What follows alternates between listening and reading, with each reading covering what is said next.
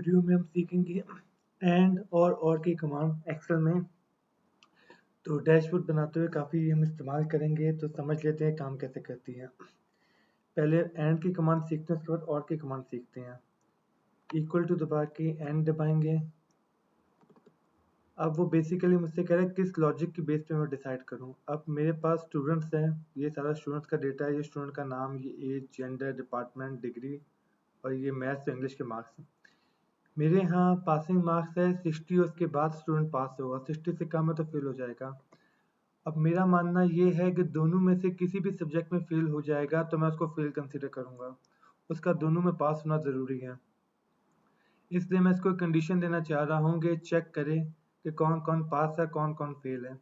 अच्छा, एक बात समझ लें कि अगर आप सिर्फ एंड की कमांड यूज़ करेंगे तो ये ट्रू और फॉल्स में आंसर देगा। ट्रू का मतलब होता है जो कंडीशन आपने दी है वो कंडीशन पूरी हो रही है, और फॉल्स का मतलब ये जो कंडीशन आपने दी है वो कंडीशन पूरी नहीं हो रही।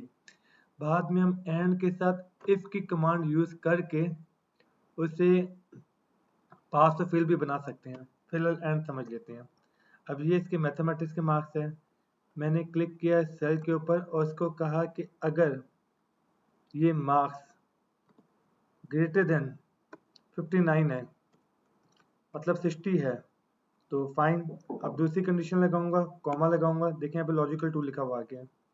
अब मैंने इंग्लिश के मार्क्स सेलेक्ट किए और मैंने कहा ये भी ग्रेटर देन मुझे चाहिए 59, दोनों मार्क्स मुझे ग्रेटर देन 59 चाहिए। फिर कॉमा दबा दूंगा। इस तरह मेरा तीसरा सब्जेक्ट है, चौथा सब्जेक्ट है, पांचवा, छठा, जितने भी सब्जेक्ट मैं सारे इसके अंदर ऐड कर सकता हूँ। फिलहाल मेरे पास 2 सब्जेक्ट है, इसलिए मैंने 2 को ऐड किया है। ब्रैकेट को क्लोज करेंगे, एंटर कर देंगे। अब देखें इसके दोनों सब्जेक्ट में 59 से ज़्यादा मार्क्स है, इसलिए इसको पास शो कर रहा है।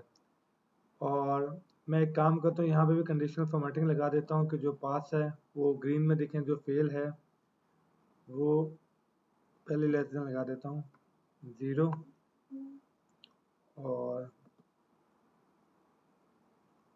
सॉरी यहाँ पे 59 डालना चाहिए था, मैं दोबारा से कर देता हूँ हाईलाइट, लेस देन 60। तो जो 60 से लेस है वो फेल हो जाएंगे, और जो 60 से ज़्यादा है वो पास हो जाए। तो यहाँ पे 59 करके इसको कर देता हूँ मैं ग्रीन। अब ये देखें जो जिस सब्जेक्ट में फेल हुए वो पिंक हो गए और जो पास है वो ग्रीन हो गए।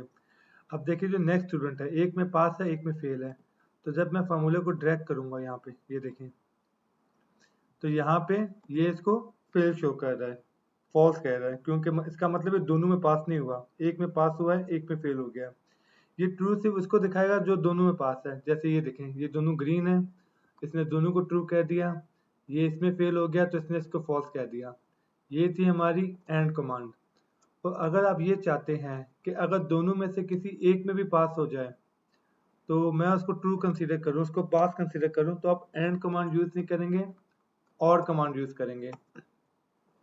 सेम तरीका है, इक्वल टू दबाएंगे, और को प्रेस करेंगे, इसकी कंडीशन देंगे कि ये मुझे ग्रेटर देन चाहिए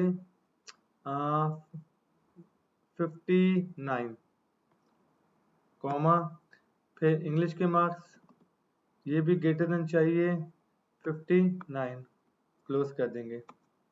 जी देखें ये ट्रू है।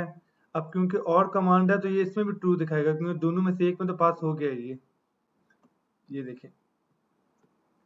अब देखें सब ट्रू दिखा रहा है। अब ये जो बच्चा है ये दोनों में फेल हुआ है तो इसको ये फॉल्स दिखा रहा है।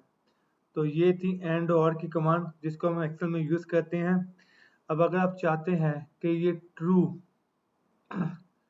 फॉल्स, ये ट्रू वाला पास में कंसीडर हो जाए और ये जो फॉल्स वाला है यहाँ पे फेल लिखा हुआ जाए, तो इसके लिए हमें फिर इफ़ की कमांड यूज़ करनी पड़ेगी, जो फिर हम नेक्स्ट वीडियो में सीख लेते हैं कि इफ़ की कमांड कैसे यूज़ की जाती है।